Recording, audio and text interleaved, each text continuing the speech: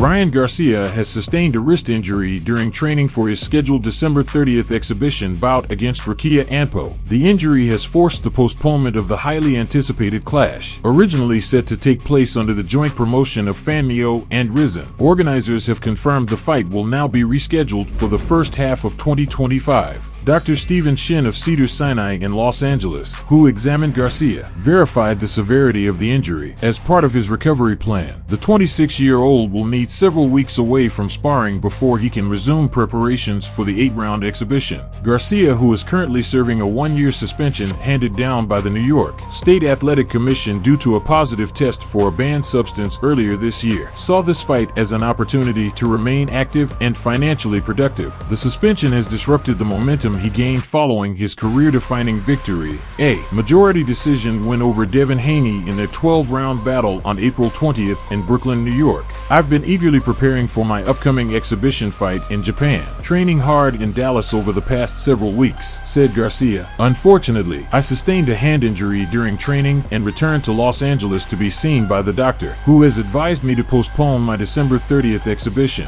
The matchup with Anpo presents both opportunity and risk for Garcia. Standing at 6-0, Anpo is a lanky opponent with respectable punching power and will undoubtedly aim to exploit any vulnerabilities exposed in Garcia's previous defeat to Gervonta Davis. The exhibition bout is expected to provide Garcia with valuable experience, helping him stay sharp while sidelined from official competition. As for Anpo, the Japanese kickboxer is stepping into unfamiliar territory. Although he shared the ring with the legendary Manny Pacquiao in a 3-round exhibition last summer, that encounter was against an aging 45-year-old in a relatively low-stakes setting. Facing Garcia, known for his speed and power, will be an entirely different challenge. Despite the delay, fans remain eager to see how Garcia fares against Anpo, as both fighters look to prove themselves on the global stage in what promises to be an intriguing clash of styles and skill.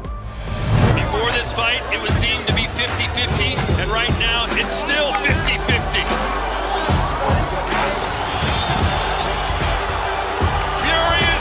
Usyk gave us a show for the ages. What a fight, Tom. What a fight. Everyone on their feet.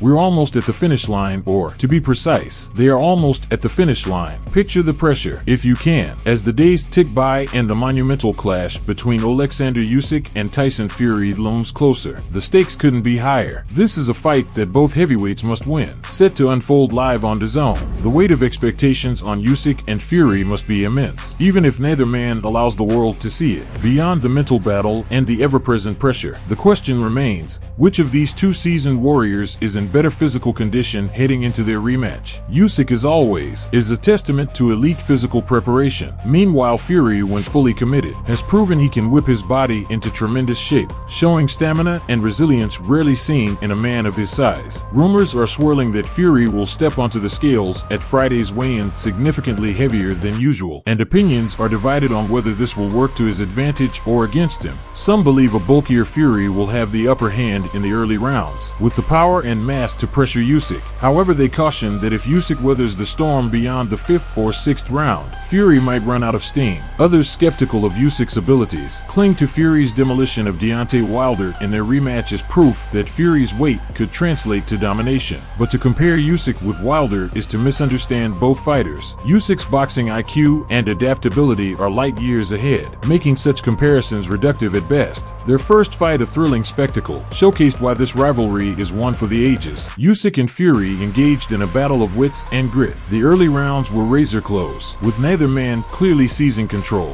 Fury took over in the middle rounds, imposing his will, but the tide turned dramatically as Usyk landed a barrage of blows that broke Fury's nose and took over the action. The 9th round was a defining moment, with Fury staggered and on the verge of collapse like never before in his career. Yet true to his warrior spirit, Fury survived, even rallying to take the final round. The fight ended in a split decision victory for Usyk, a result most felt was fair, though some believe the Ukrainian deserved a wider margin on the scorecards. Now with tensions high and anticipation even higher, the world awaits the rematch. The promotional hype is in overdrive, with trailers and heated face-offs fueling the fire. The betting odds favor Usyk ever so slightly, but as fans know, predictions often mean little in heavyweight boxing. At 38 in January, Usyk is nearing the twilight of his career, and the toll of battling giants like Anthony Joshua, twice, and Fury cannot be ignored. How much longer can his cruiserweight-built frame handle the relentless demands of the heavyweight division? Fury, who turned 36 in August, faces questions of his own. Known for his tumultuous lifestyle, he's endured years of weight fluctuations and personal struggles. While his career has been marked by spectacular highs, it's also been riddled with grueling wars, especially his trilogy with Wilder. Does Fury have another masterful performance left in him, or is his body finally starting to betray him? Saturday promises answers, though the questions remain tantalizing. Will we see another razor-thin, back-and-forth 12-round classic, leaving fans and judges debating the result? Or will one of these legends produce a dominant performance, staking their claim as the undisputed heavyweight king? Whatever happens, this is a fight that will define legacies and perhaps reshape the landscape of heavyweight boxing for years to come.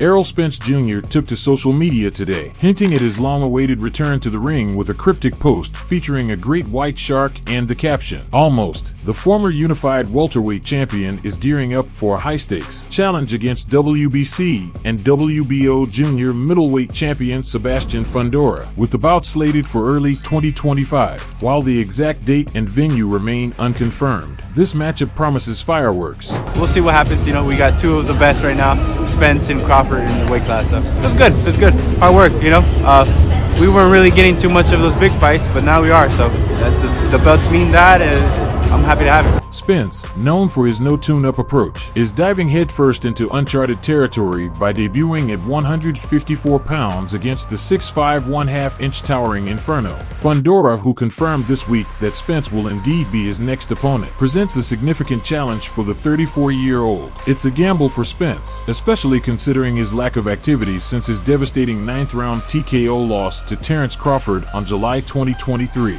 That defeat, which came after a 15-month layoff, marked one of the lowest points of Spence's career, as he was outclassed by Crawford in every department. Despite the setback, Spence remains undeterred, even as questions swirl about his decision to skip lighter competition before jumping into another tough bout. These dream fights are happening right now, you know, with Errol Spence and with Crawford hopefully next.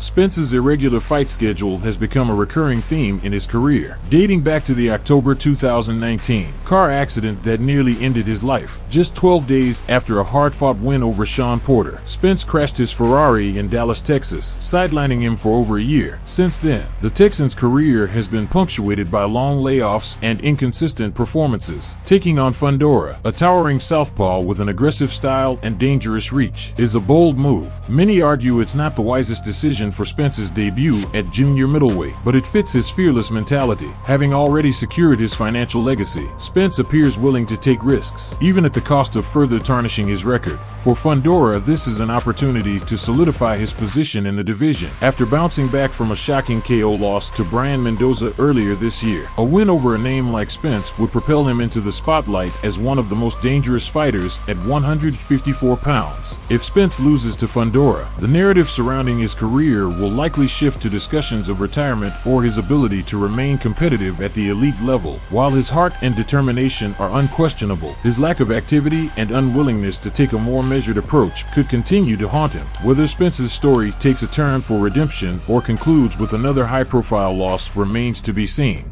Subscribe. Please like and comment. This is very important for the development of the channel. See you later.